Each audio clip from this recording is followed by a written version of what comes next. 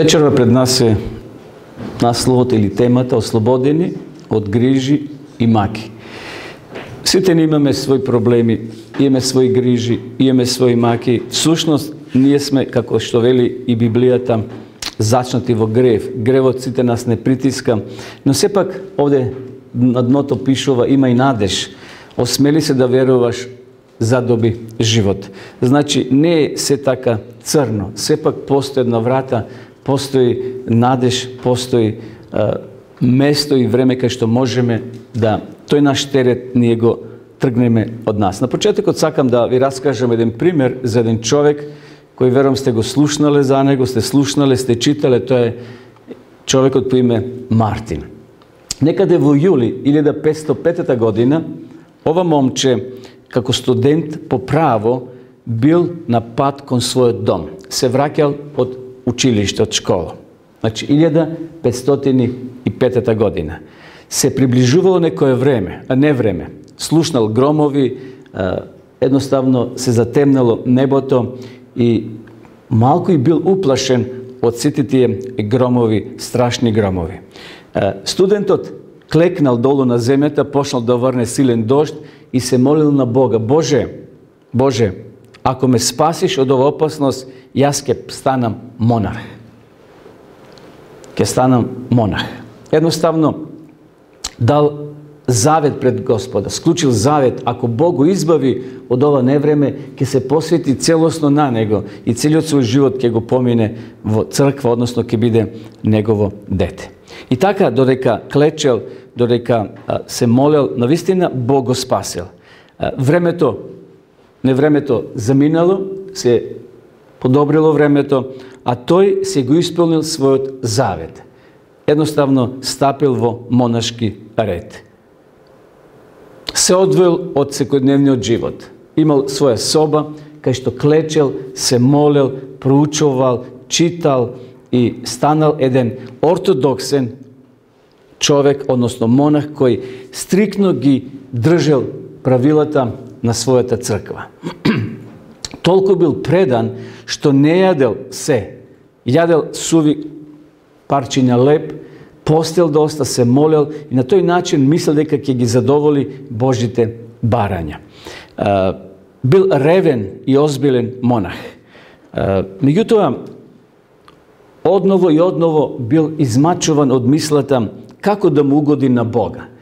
Јас сум имал прилика да бидам во Витенберг, кај што тој живеел таму, кај што работел, кај што творел и кај што навистина ќе доживее една пресвртница во својот духовен живот, каде што ќе ги зачука оние 95 тези против тогашната актуелна црква, бидејќи тие работи тој ги открил врз основа на Библијата кога ја проучувал и едноставно не можел да се помери, да продолжи понатаму да живее така како што до тогаш живеел. Значи, нешто се прекршувало во неговиот ум. Дали начинот на кој тој ја исповеда својата вера му е угодно на Бога. Се поставал прашање како можам да постигнам душевен мир. Често пати се тепал, се бичавал, мислејќи дека на тој начин ќе му угоди на Бога. А како што спомнав, постел, клечел со часови на колена во својата мала темна соба, мислејќи дека на тој начин ете Бог ќе му биде милостив. Тој имал копнеж за внатрешен мир и скоро тој копнеж го довел до смрт. Не бил сигурен дали му угодува на Бога и затоа често пати се камшикувал, се ударал по своето тело. На жалост, почитувани денеска многу религии кои ги имаме во нашето обкружување, ги терат луѓето да прават такви чекори кои навистина не се според Божјата волја. Еве што кажал Лутер за себе: Јас сум добар монарх. Ако некогаш некој монарх со своето монаштво можел да постигне блаженство, тогаш тоа сум бил јас. Навистина, ако имате прилика да го посетите местото кај што тој живеел, ќе видите какви биле тие услови. Тој бил подоцна и професор, им предавал на студентите, бидејќи завршил и тоа црковно училиште, односно тој факултет. Знаете дека Мартин Лутер ја превел и Библијата на германски народен јазик. Подоцна кога shvatil дека е на погрешен пат и се вратил на оној вистинскиот. Понатаму, еве што вели, да сум продолжил така, со постојано самоодрекнување, со студирање и други добри дела би се убил самиот себе. Гледате, по каков пат одел Мартин Лутер. Во почетокот тој мисли дека е исправен тој пат. Едноставно си ускратувал многу добри работи што требал да ги прави, односно да ги има во својот живот. Се воздржувал од секако јадење, пиење, што повеќе и повеќе да заврши, значи студирал, се откажувал од многу погодности. И навистина денеска, како што спомнав, има многу религии кои учат дека ако повеќе се бодиш по телото, ако повеќе се измачуваш, ќе бидеш угоден на Бога. Тоа ќе те препорача пред Бога. Еве, гледате овој човек што направил. Целиот е избоден. И по устата, и по лицето. Овде јазикот му е пробушен. Погледнете ова фотографија. Што се овие? Шајки, стапала човечки, меѓутоа некои по овие шајки газат со нозете. Да што повеќе се испаштат, да се мачат пред Бога и Бог тоа ќе го прими за добро. Тоа некои религии тоа го имат во своето учење. Погледнете овој. Оди по стакло, скршено стакло, бос. И целиот е нареден, избоден по своето тело. Ете, некои религии, на жалост, одат по стакло и преку оган да би го умилостивиле божеството. Да се Бог смилува на нив. Дали е тој наш Бог таков, браќа и сестри? Дали Бог бара нешто и денеска од нас? Да се бодиме, да клечеме со часови на шајки да стоиме или на стакло да клечеме? Дали Бог ужива да неговите деца испаштаат и се мачат во својот живот? Прашањето за нас вечерва е како можам да пронајдам внатрешен мир и простување? Многу важно. Надворешен мир може ние да воспоставиме. Ако имате пари, викнете секурити или некои оние чуварите, ќе ви чуваат, ќе ви го оградат местото, станот или куќата со камери и никој ништо не ти може.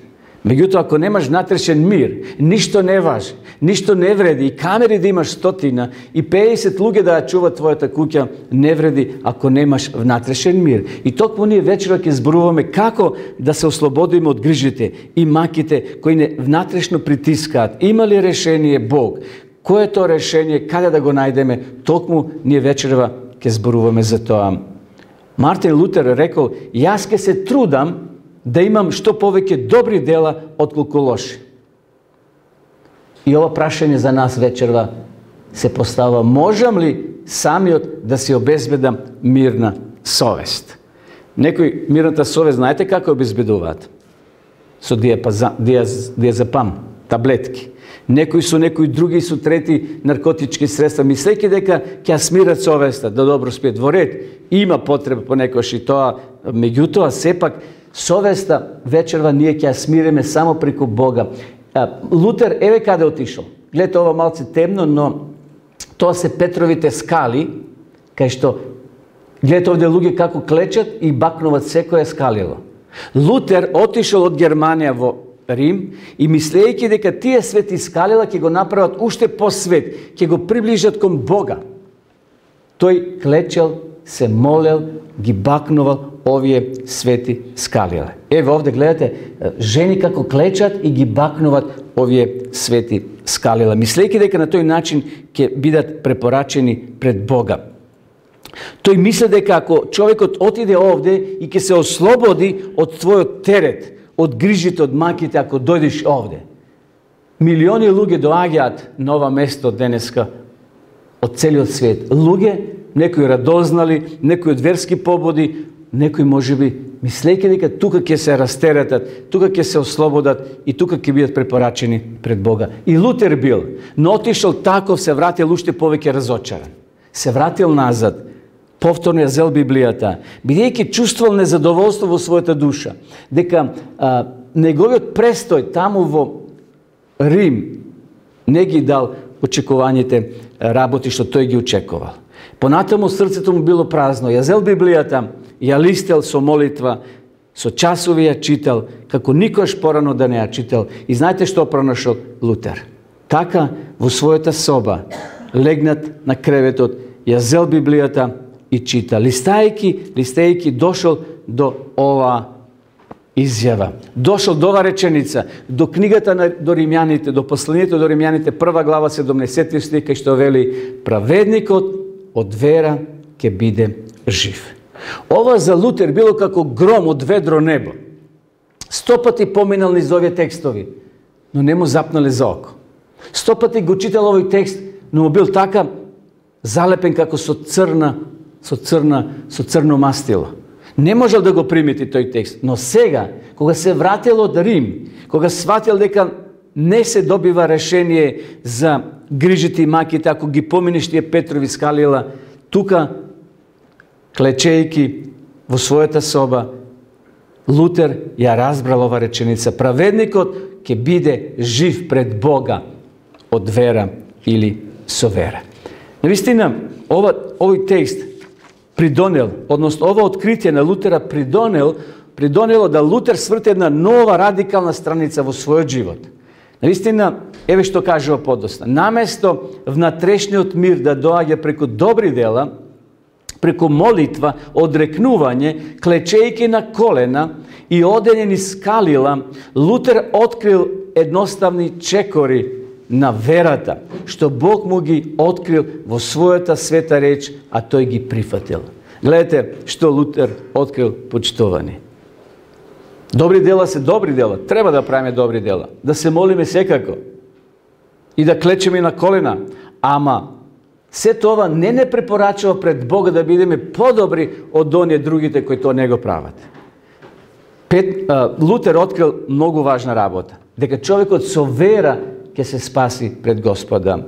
И повторно прашањето: како можам да пронајдам внатрешен мир и простување? Ние вечерва ќе споменеме 5 едноставни чекори на верата. Едноставни се, ќе видите. Така се разбирливи, јасни, и затоа еве за овие минути кои се пред нас ќе поминеме низ овие 5 чекори. Број 1. Човекот е грешник и потребна му е помош. Ова мора да го разбереме на почетокот. Дека сите ние сме грешници и нам ни е потребна помош. Тој како човек паднал во бунар или во некоја длабока дупка, нема скали, нема јаже, потребна му е помош. А оние кои се горе, кои се на слобода, да му пружат помош. Ние сме паднати, почитувани, доле во таа јама на гревот. Како можам да пронајдам внатрешен мир и опростување? Многу важно. Бог сакал совршена планета исполнета со хармонија и мир. Ајде на брзина се вратиме на почетокот, да видиме како била таа планета во почетокот. Бог имал добра замисла, Бог имал добар план. И вели, кога создаваше Бог, и беше утро и беше вечер, и како на крајот завршува? Многу добро, така? Кога Бог создал, било се најдобро. Во почетокот вели и бидна светлина. Иако на почетокот темнина ја покриваше нашата планета, Бог почнува да работи. Бог одвоил небото од земјата и копното од морето. Потоа Бог посадил цвеќиња, трева и се оно што е потребно за нормално живење на ова планета. Водата, морињето, океаните ги исполнил со животни, со риби, со секакви гмизевци, со се оно што е потребно за еден животински свет. Птици. Навистина, од сите бои, од сите класи и раси, на крајот вели, Бог ги создаде и животните. Големи животни, мали животни. И како кулминација на сето тоа, погледнете сега, Бог се создал со збор. Нека биде ова, нека биде она. Кога дошол на ред човекот да биде создаден, Бог не рекол нека биде, туку Бог употребил земја, Бог употребил материја. Погледнете го сега овде Исус Христос, еве го Адам како лежи, го обликува од глина, од земја, како што вели текстот дека сме од земја создадени. Адам имал раце, не функционирал, имал нози, имал глава, имал мозок, имал срце, не чукало. Едноставно, како мртов лежи Адам. И се до оној миг, погледнете животните како гледаат, љубопитно. До оној миг, како што вели текстот, и Бог вдахна животен здив во носалките на човекот, и човекот стана жива душа. И еве на крајот брашниот пар, Адам и Ева, Бог ги поставил во Едемската градина да уживат, да го чуват да ја чуват градината, секако и да работат. И на крајот им дава ден за одмор, а тоа е саботата. Библијата вели 6 дена работи, а 7-миот е сабота, ден за одмор. Тоа е време за размислување. Тоа е време за заедница со Бога и со оние кои веруваат во Бога секако. И затоа саботата треба да биде дел од нашиот христијански живот. Саботата е ден, знак, преку кој Бог ќе го препознае својот народ. Но Бог после на Адам и Ева им дава еден мал испит. Во градината засадил Бог дрво. Поставил едно дрво, имало други дрвја. Многу дрви имало, но ова било посебно во смисло со плодовите кои не смеле да ги јадат, да ги берат. На човекот му е дадена слободна волја, тој можел да каже да или не. Ова била гласачка кутија, со други зборови. Адам требал да гласа за Бога или за ѓаволот, за сатаната, зашто сега во вселената се појавил нов господар, наречен Сатана или ѓавол. Бог го предупредил, од сите дрвја може да јадете, но плодови од ова дрво, вели текстот, не смеете да јадете, да ги користите. И затоа овде гледаме дека сатаната успел да ја заведе Ева со прашање дали навистина така Бог кажал. А Бог кажал, вие ќе бидете како богови. Гледате, сатаната секогаш фрла нешто како сува коска, што би се рекол, да човекот се фати како за јадица, како што се фрла јадица во вода да се фати риба. Сатаната успел да ја користи змијата како медиум да прозбори, и тоа било за Ева прв пат да види змија како зборува, и понатаму го знаеме настанот. Ева, вели текстот, ја пружи раката своја и набра плод. Од тој забранет плод што Бог рекол да не јадат. И на тој начин гревот, почитувани, стапнал и на нашата планета. Гревот го одвоил човекот од Бога. Гревот не одвојува еден од друг. И на тој начин Бог морал да направи еден исчекор, да ги тргне Адам и Ева од градината Едемска.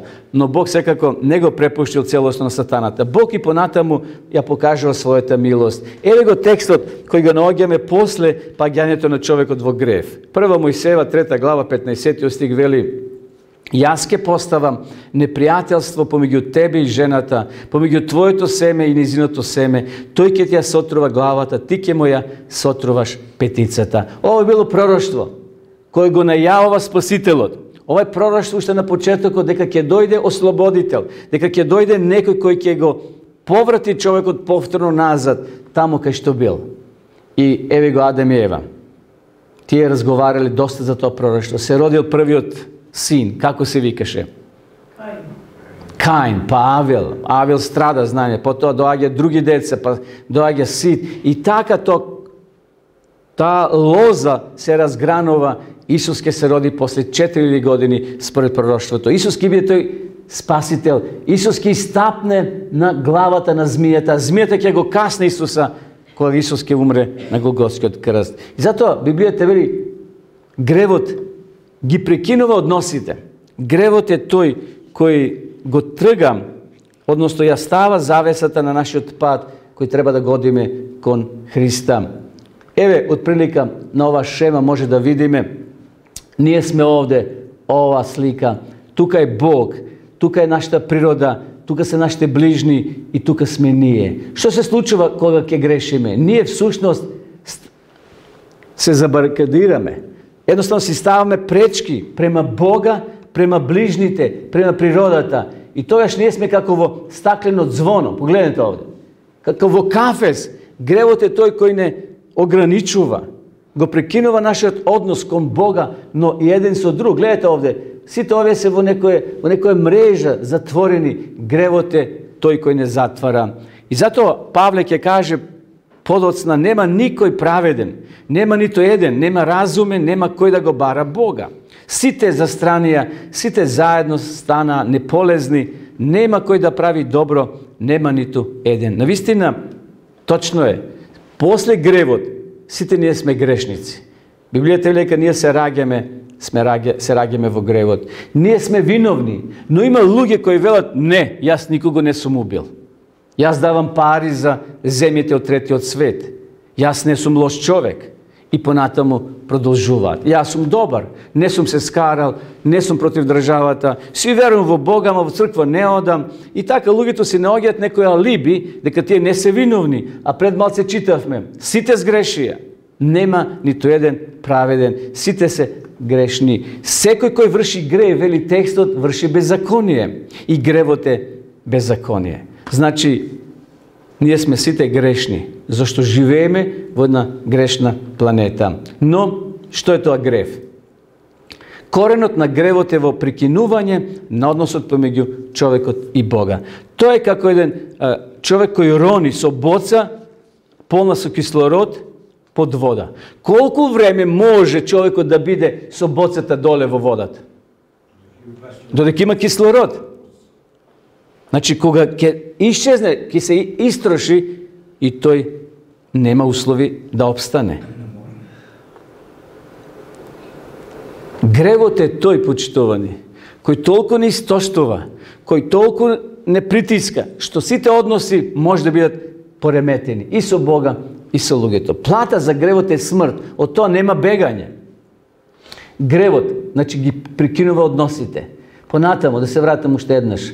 Тука се нашите дела. Кога правиме лоши дела, ние правиме грев. Рековме, плата за грев е смрт. Смртта е неминовна. Зборам за на прва смрт, од која нема бегање. Но од втората може да бидеме ослободени, ако останеме верни на Господа. Понатамо, гревот не обвинуваат. Гревот не притиска сите нас. И доаѓа ѓавот и вели на Бога, тој ли ќе биде спасен? Таа ли ќе биде спасена? Па гледаш колку грево има. Па гледаш како е незиното минато или неговото минато. Ѓавот не обтужува, браќи и сестри. Вината повторно се враќа кај нас. И на крајот доаѓа, ако не сме се овде измеѓу покаеле пред Бога, ќе наследиме вечната смрт. Вечна смрт е всушност не мачење, туку последиците се вечни.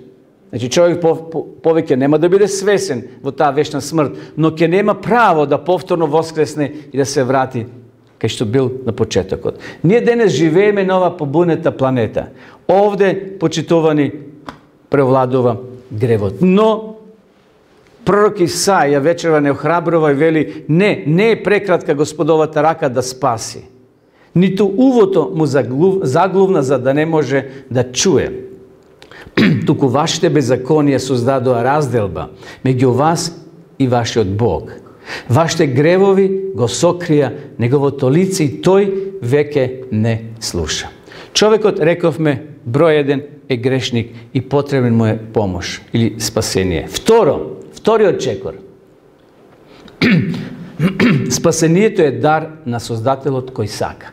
Значи, ние не можеме да се спасиме самите себе. Спасението е дар на Бога. И еве текст да читаме. Зашто смртта е плата за грев. Но овој текст не престанува овде, браќа и сестри, но продолжува, вели, но благодатниот Божи дар е вечен живот во Христа Исуса, нашиот Господ. Значи, првиот чекор рековме дека сме сите грешни. Вториот чекор ни отвара врата дека постои начин да бидеме спасени. Дека ние не сме осудени вечно да бидеме во грев и вечно да бидеме мртви. Односно, ако веруваме во Бога, вечниот живот е Божи дар во Исуса Христа кој се дава на секого. Павле вели понатаму, зашто по благодат сте спасени преку верата и тоа не е од вас, самите, тоа е Божи дар, не од делата за да не се фали некој. И затоа Лутер на почетокот правил добри дела, клечел, на стакло се молел, се ударал по телото, постел, мислејќи дека со добрите дела ќе се препорача пред Бога. И затоа Павле вели, тоа не е од вас, спасението е дар од Бога. Не од дела, за да не се фали некој. Замислете некој богаташ, милиардер, може да даде 1 милион како ти 100 денари што може да дадеш на некого. Некој има може би 100 пати по-добри дела од нас, ама делата не препорачуваат пред Бога, нито ја отварат вратата, тој полесно да влезе. Но Божиот дар е бесплатен. Знаете, кога председател на држава ќе те помилува, Ти не можеш тоа со пари да го платиш. Едноставно треба да го прифатиш тој дар, тоа помилување и да бидеш слободен. Бог сака да не помилува сите нас почитувани. Но на жалост многумина ќе останат во гревот само затоа што велат и не сум грешник, јас сум добар, не сум убил никого. Еве го најубавиот текст од Библијата кај што Јован вели Бог толку го возлюби светот што го даде својот единороден син, да секој кој верува во него да не загине, туку да има вечен живот. Значи, спасението, браќа и сестри, е дар на Создателот кој сака. Третата точка или третиот чекор е Божја дилема.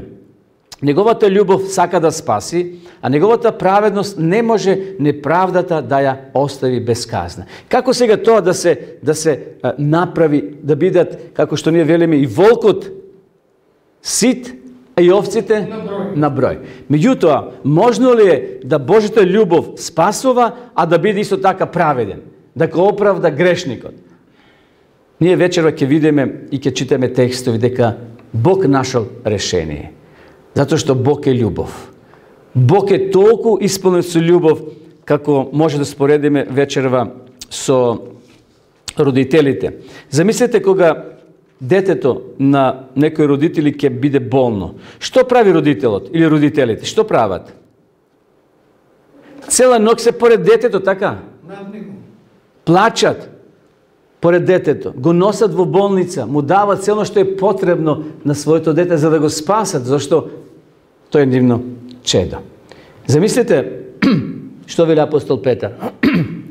Туку го покажува своето трпение кон вас, зашто не сака некој да пропадне, туку сите да дојдат до покаяние. Гледате, Бог не сака никој од нас да пропадне. Иако сме грешни, Бог нашол модус, Бог нашол решение, само ако го прифатиме ние тоа. Бог е трплив со нас, тој не трпи, тој не чека да дојдеме кај Него, да се покаеме и да побараме прошка. Понатаму, таа дилема Бог ја решил на еден многу убав начин. Љубовта сака сите да се спасат, но праведноста бара смрт. Плата за греф е смрт, вели текстот. Некој мора да умре, некој мора да страда место нас. Значи, љубовта Божја сака сите да бидат спасени, а праведноста, неправдата не може да остане неказнета. Некој мора да биде казнет за нас. Каков е Бог во својата суштина, браќи и сестри? Еве да читаме текст од втора книга Мојсеева. Господ помина пред него, па се јави Јахве. Господ Бог дарежлив и милостив, долготрпелив, на гнев, многу милостив и вистински. Искажува милост на илјадници, проштава опакост, грев и престап, но не остава неказнет виновник. Како тоа може да го свариме, да го сватиме сега? Бог е долготрпелив, Бог е милостив, не се гневи како ние, вистински сака, искажува милост, вели овде, на илјадници, проштава опакост, значи грешници им простава на грешниците.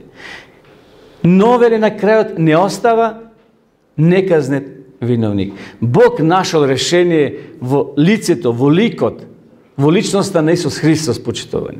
Павле вели во Коринтјаните, оној кој не знаеше за грев, Бог го направи грев за нас, за да станеме Божја правда во него. Гледате Бог какво решение нашол. Некој место нас страдал, некој место нас бил прогласен за грешник, за виновен, а тоа бил Исус Христос. Исус Христос, кој немал никаков грев врз себе, но ги превзел нашите гревови на крстот и умрел место нас. И зато ние денеска велиме дека само Исус е Спасителот. Само Тој е наш предводник, Тој е наш представник горе на небото, Тој се моли за нас. Исус ги превзел, четвртиот чекор, на себе гревовите на целиот свет.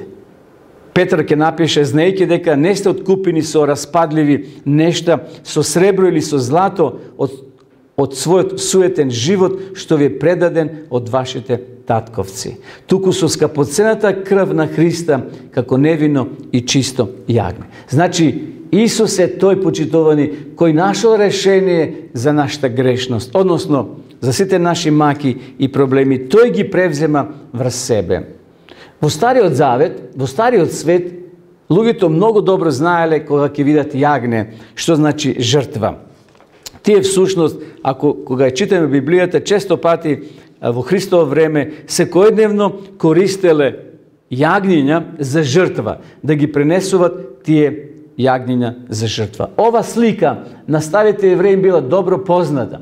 Ова е тоа светилиште, предворје, тука е храмот, тој подвижен храм, подосна направили од тврда градба, но овде постојано, секојдневно се пренесувале жртви. Значи, ако погрешам, треба да купам јагне, да најдам јагне, здраво, без фалинки, чисто јагне, без, значи да не биде болно, го носам овде пред свештеникот, ги кажувам своите гревови, свештеникот ги држи раците на главата и потоа го коли тоа јагне. Крвта од јагнето се земала и се попрскувала она завеса помеѓу двете оделенија кои ги одвојува. И потоа еден дел земале левитите за храна, а другиот дел овде, значи во ова предворје, тука се жртвувало и се палело тоа јагне. Јагнето го символизира Исуса Христа. Подосна, Исус ќе биде растнат како невино јагне на Голготскиот крст. И затоа Јован богословели: еве го Божето јагне, кој ги зема гревовите на светот. Дали е таа слика сега јасна? Значи, илјадници години наназад, евреите пренесувале јагниња, жртва кој ќе го означи Исуса Христа, кој ќе дојде подоцна. Исус веќе дошол пред 2000 години. И затоа Јован вели: еве го Божето јагне, кој ги зема гревовите на светот. Иако Исус се уште не бил растнат, ова е пишувано во првата глава од Евангелието според Јована, но ова е пророштво дадено од Јована за Исуса. Тој го гледа во визија, вели: еве го јагнето Божје, кој ги зема гревовите на светот. Ова е во часот кога Исус влегува во реката Јордан и го прави оној чин на крштевање. И Јован го гледа во визија дека Исус ќе биде тоа јагне кој ќе го даде својот живот за нас. Исус, почитувани, бил растнат. Пред тоа му бил ставен и венец, трнов венец, со цел да биде исмејан, со цел да биде едноставно на подсмев на сите присутни кои биле во тоа време. Но Исус, како невино јагне, достоинствено останал. Како да немал уста, Исус не возвраќал, туку ги положил своите раце. Погледнете ова фотографија. Погледнете ова сцена. Исус не се спротивставувал. Додека останатите разбойници кои биле распнувани, викале, негодувале, се спротивставувале на војниците, а Исус како јагне. Гледате, јагнето е мило животно. Сите сакаме јагненца. Така, ги милуват луѓето. Исус е спореден токму со тоа животно, сакајќи пророштвото да каже дека Исус ќе биде мирен, ќе биде оној кој ќе го понесе теретот на целиот свет. Но Исус, почитувани, и при самата смрт водел сметка за неговата мајка. Тоа била Марија. Во меѓувреме, Јосиф, кој бил постар од Марија, починал. Марија останала сама со своите деца. Таа имала и други деца според Библијата. Но Исус се грижил за неа. Исус до самата смрт водел сметка и не сакал да ја препушти на општеството. Туку го повикал, односно тука бил Јован, единствен од учениците кои се распрскале, побегнале од страв. Јован бил тука поред Марија. И затоа Исус му вели на Јован, односно на Марија: мајко, ево ти син, Јоване, ево ти мајка. Навистина, иако бил Исус прикован на крст, Исус нашол време да ја утеши својата мајка. Секоја мајка се грижи за своето чедо и тоа биле болни мигови кога Исус висел на крстот, а Марија тоа го гледала. Всушност, уште кога Исус бил посветен во храмот, сќавате на оној текст кога Симеон што и кажа, дека мечки прободе низината утроба. Тоа било пророштво. Марија тоа го чувала 33 години во своето срце и сега дошло време кога тоа се остварило, кога низиниот син, иако според пророштвото тоа требало да се оствари, но сепак болни се тие мигови. Овде Исус висел помеѓу двајца разбойници. Кога го читаме Евангелието според Лука, таму наидуваме на еден извештај, дека Исус не бил сам. Имал уште двајца разбойници. Едниот од левата страна пошел да му се руга, да му се подбива, да се едноставно да изјавува такви зборови што сакал Исуса да го направи на подсмев на сите присутни. А оној другиот вели: зошто, пријателе, така зборуваш? Кога сите сме виновни и праведно сме осудени, но овој Исус немаше никаква вина. И сега оној од десната страна, срцето негово омекнало од влијанието на Светиот Дух и од онаа сцена што ја гледа пред себе, кога Исус раснат не покажал гнев. Исус вели: татко, прости им, зашто не знаеш што прават. И тоа делувало позитивно на неговото срце, на неговите мисли. И затоа тој кажува. А сцената на Голготскиот крст е веќе мрачна. Напладно ова се случува, а сонцето веќе било покриено како со црна завеса. Било темно, се смрачило. Исус ги понел гревовите на целиот свет на својот грб.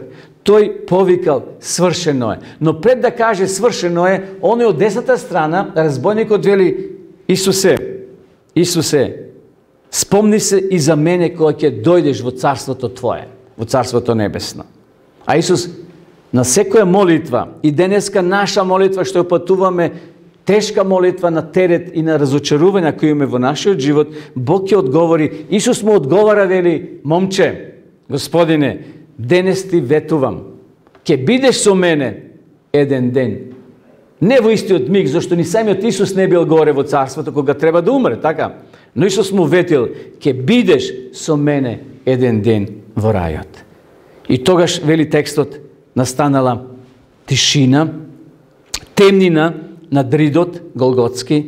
Исус ги понел гревовите на целиот свет. Исус тогаш требало да ја испие чашата до дно, до крај. Така вели текстот. Зашто Исус пред тоа се молил, ако е може да го помине чашата, односно да не ја пие до дно. Но сега Исус морал да испие чашата, чаша на беззакони, чаша на гревови. На сите нас Исус ги ставал врз себе. И тој повикал: свршено е. Неговата глава била спуштена и јагнето Божие умрело за паднатиот човек. Но еве уште една сцена која ја забележиле евангелистите. Лука вели дека тука поред крстот имало многу луѓе. Имало 3 категории на луѓе, за тоа еднаш сме зборували. Но имало и војници. Римските војници. Овој бил капетан, но на чета која учествувала во распнувањето. Значи бил висок по чин, тој сето тоа го гледа, сета сцена ја наблюдува и текстот вели: и неговото срце омекнало. Духот Свети проработил и на неговото срце. И знаете што кажал овој римски офицер? Овој навистина беше син Божи. Како тој дошол до заклучок, почитувани, дека Исус бил Божи син? Очигледно слушал од Библијата. Очигледно слушал од пророците кои зборувале. Очигледно бил осведочен дека пред себе има посебна личност, Исус Христос. Ниедна личност човечка денеска не се родила, ниеден човек кој може да каже: татко, простим, зашто не знаеш што прават, а тие го тепат, го раснуват на крст. И овој капетан е благослов. Гледате, Исус и пред смртта, и во смртта сведочи. И со својата смрт Исус посведочил, почитувани, и овој човек поверувал и станал син Божи. Но се тоа што го кажавме вечерва било проречено 700 години пред да се случи. Ајде да го читаме пророштвото во книгата на пророк Исаија, 53 глава вели: а тој ги понесе нашите болести, ги зеде врз себе нашите болки, додека ние сметавме дека Бог го бие и го понижува. За нашите престапи беше прободен, сотрен за нашите беззаконија. Казната за нашиот мир падна врз него. Преко неговите рани ние се исцеливме. Сите скитавме како овци и секој одеше по својот пат, а Господ ги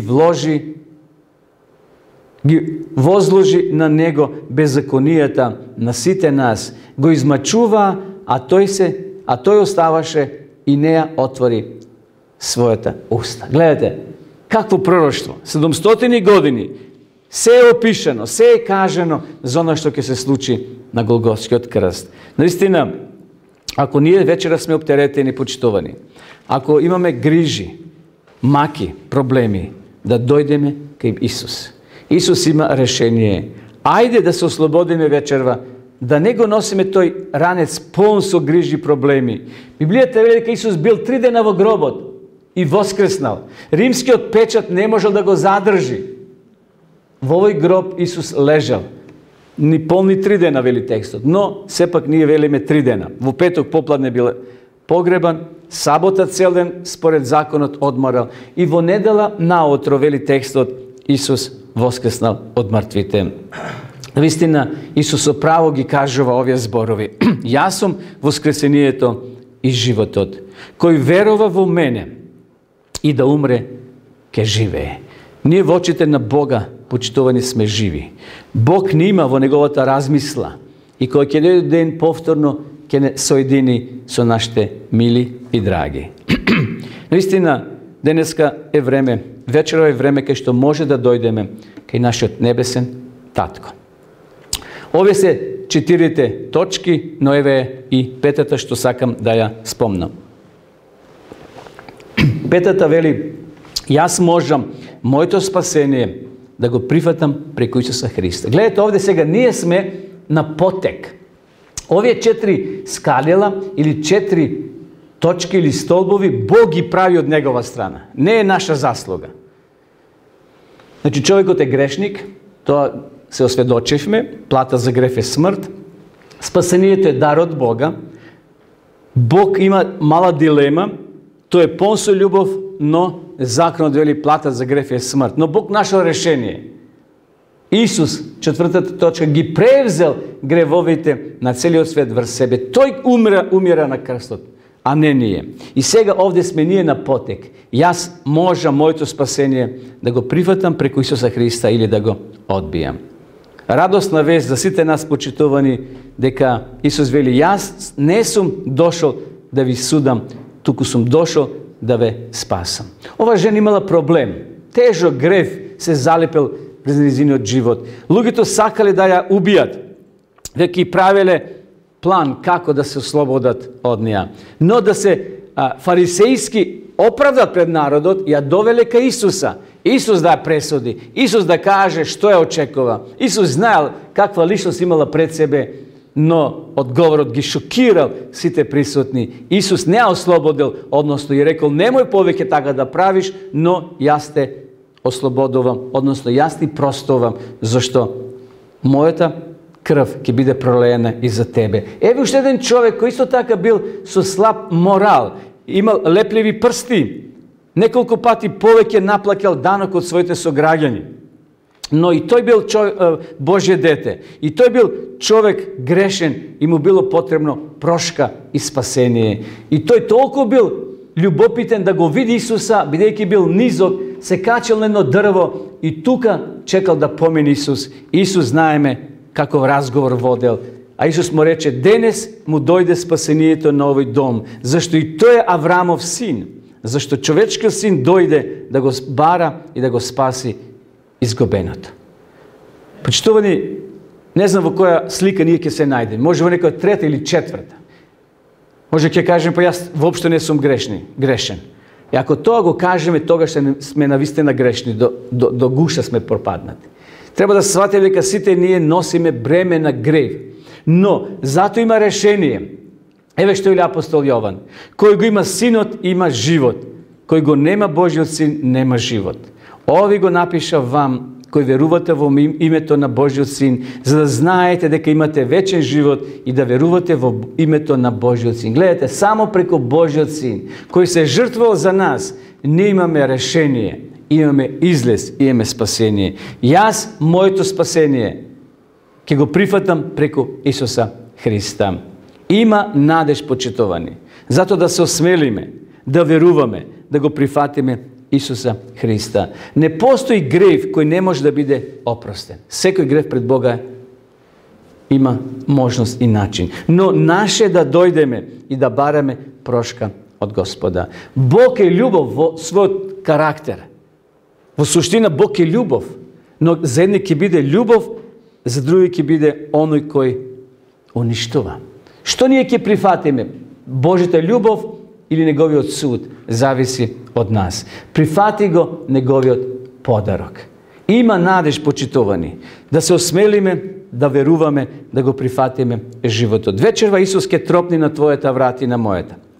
Тој ќе каже дали ме примаш, дали ме прифаќаш. Од нас зависи што ќе му одговориме. Исус не сака како ќе одговориме на неговата љубов. И на крајот сосема еден краток пример. Каква љубов на една жена? Диктаторот Кромвел живел во 16-тиот век некаде во Шкотска. Тој бил диктатор, а самиот збор диктатор значи дека има противници, односно прави еден таков режим што многу луѓе биле против него. Едно племенито момче, односно човек во млади години од Шкотска, бил негов непријател, смртен непријател. Диктаторот Кромвел го барал секаде по државата и најпосле го нашол. Го фатиле, му паднал во раце и Кромвел се одлучил на еден краток процес да биде убиен. Напладне ја објавил следнава вест. Вечерва, кога звоното на првото вечерно звонење од кулата во градскиот парк, односно градската црква, на овој човек главата ќе му биде отсечена со секира. Неговата жена, млада жена на овој човек, на осудениот, отишла кај овој диктатор Кромвел да го моли за милост. Клекнала да го моли, но Кромвел останал тврд и еве што рекол: еден човек, еден збор. Јас кога ќе кажам нешто, не се менувам. И навечер, пред да зајде сонцето, на градскиот плошад се собрало многу луѓе. Брзо веста се проширила по целиот град. Дошле многу луѓе, некои од радозналост, некои така да гледат циркус, а некои да видат кој е тој човек кој се осмелил да се спротистави на диктаторот Кромвел. Еден официр со 10 војници биле поставени тука да извршат смртната пресуда. Джелатот стоел подготвен. Се чекало човекот кој ќе го повлече јажето од градската кула да даде знак. Чекале, но звоно немало. Народот се вознемирил. Дали некој чудо се случило? Почнало да смракнува, сонцето веќе било зајдено. Конечно официрот се сетил да отиде и да се качи горе да види што се случува до црквата. Звонарот го видел целиот во пот, испотен, како го влече јажето, но не може да задзвони. Го влече, не може да задзвони. Официрот се качил горе по скалите до звоното кај што се наоѓал. Тамо горе, кога ја отворил вратата, пред неговите нозе паднала онесвестена жена на осудениот. Низините раце биле крвави, скоро избрцварени. Таа со сета своја сила, со сите своји раце две, го држала она тркало кој требало да задзвони. Таа го држала и звонарот не можел да повлече, сакајќи да го спаси својот маж од смрт. И успеала во тоа. Почитувани, за нас некој умрел. За нас некој го држал тој зупчаник или тоа тркало на смртта, кај што сме требали јас и ти за вечност да умреме. Но Исус се жртвувал себе како невино јагне на Голготскиот крст, расчерејќи ги своите раце, за да се понуди како жртвено јагне да не спаси нас. Дали ќе му отвориме вечерва на Исуса? Одговорот нека ни биде да, Исусе. Широм ја отварам вратата на моето срце. Влези и живеј и помогни ми да еден ден, Господе, бидам со Тебе во вечноста. Нека ни Господ во тоа помогне. Амин.